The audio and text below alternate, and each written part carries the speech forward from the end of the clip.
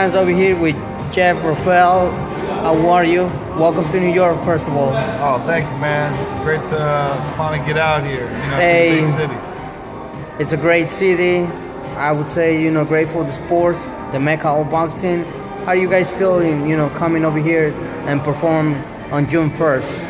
I think it's awesome, man, for one of our fighters, Souleymane Cissokho, to come debut out here.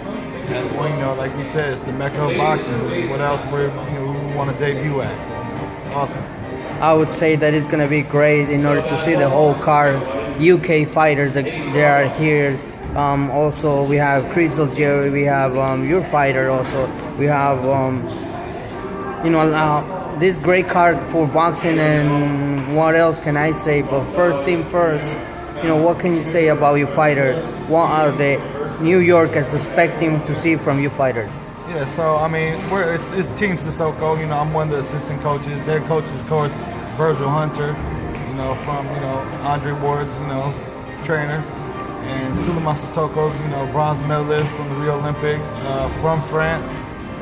He came to the Bay Area, San Francisco, for the last 2 years and started training there. Started his pro career, and he's ready to rock. He's been fighting overseas in France, and he's ready to make his U.S. debut and show the world what he's about to bring to the sport.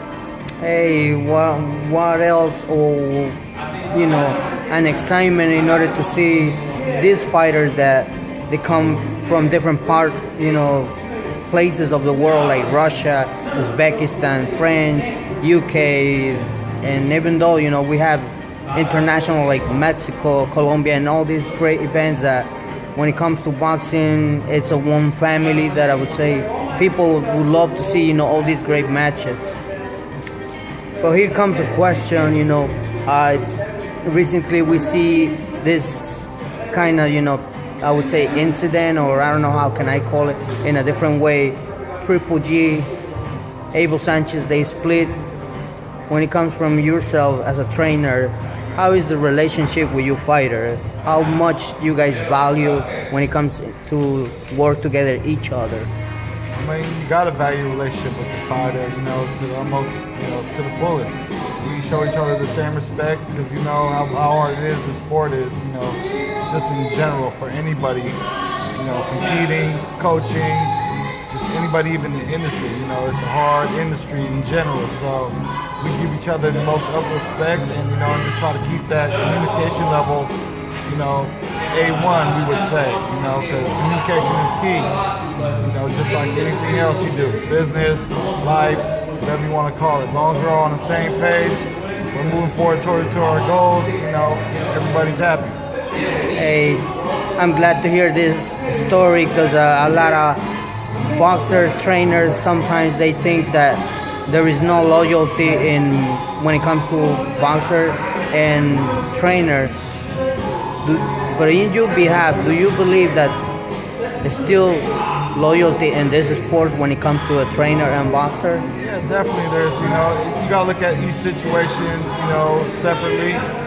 I can't judge anybody else's situation. I just know, like I said, being able to communicate with your fighter, and they gotta understand where you're coming from, and so.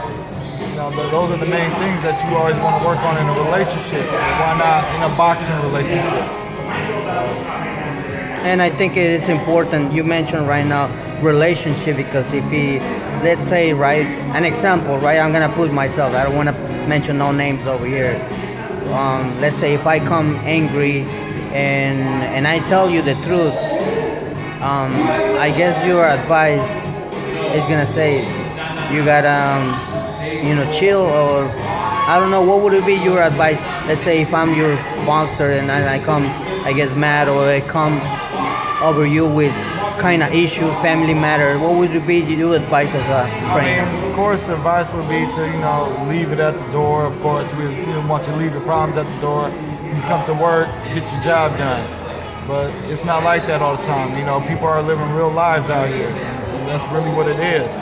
So you gotta respect everybody's opinion in this game. Let them know where they, see where they come from, and show some, empathy, they would say, and see where, put yourself in their shoes. and just try to understand it and address that problem and just find a solution.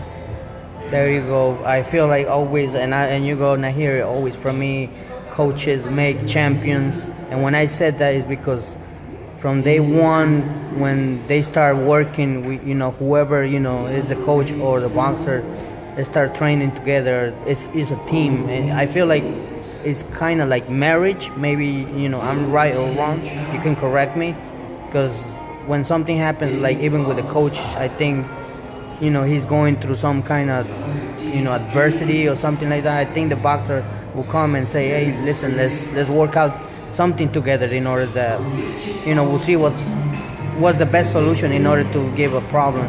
So coaches always also give advices, and I respect that a lot from any coaches that comes and tells me, that he's willing to help somebody. I have a lot of respect for coaches. Right here, you yourself, what can I say? I take up my hat off from you, right in front of you, and I think we're gonna see something, in your fighter that is gonna perform June 1st